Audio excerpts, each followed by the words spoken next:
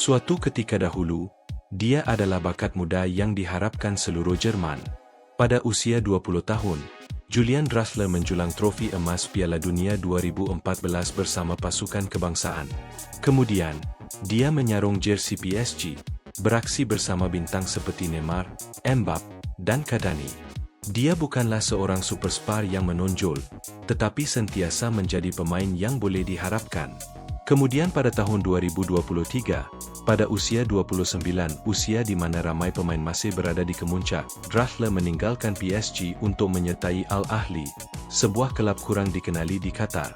Kontraknya bernilai hampir 8 juta euro setahun.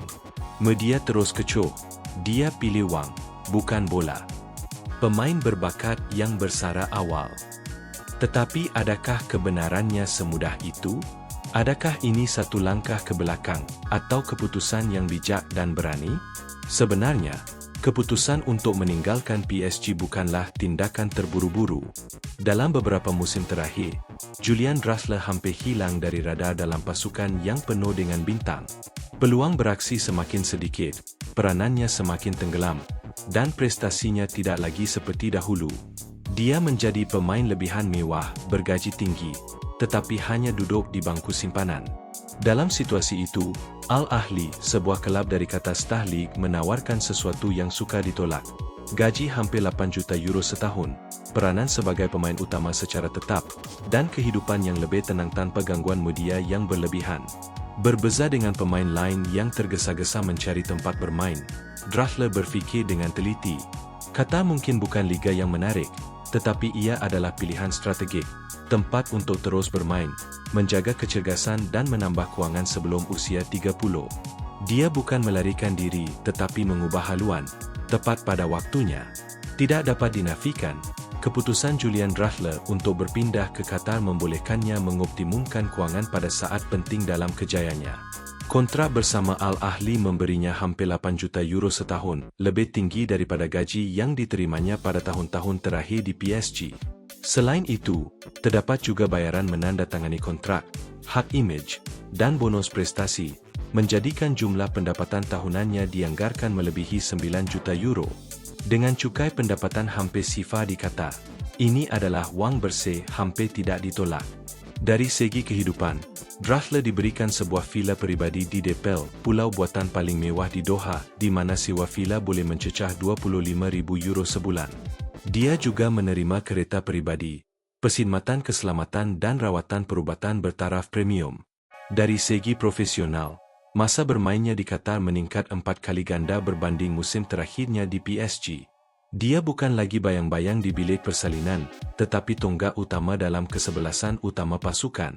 Sebaik sahaja perpindahan Julian Draxler ke Al Ahly disahkan, beliau serta-merta menjadi sasaran kritikan pedas.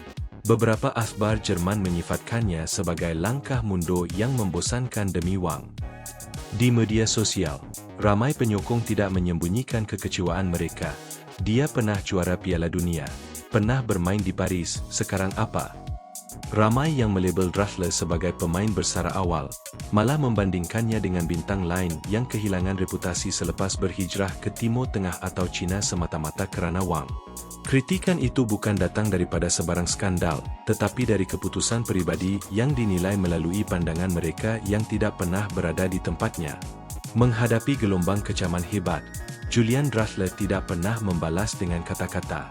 Tiada hantaran penjelasan, tiada temu bual untuk mempertahankan diri.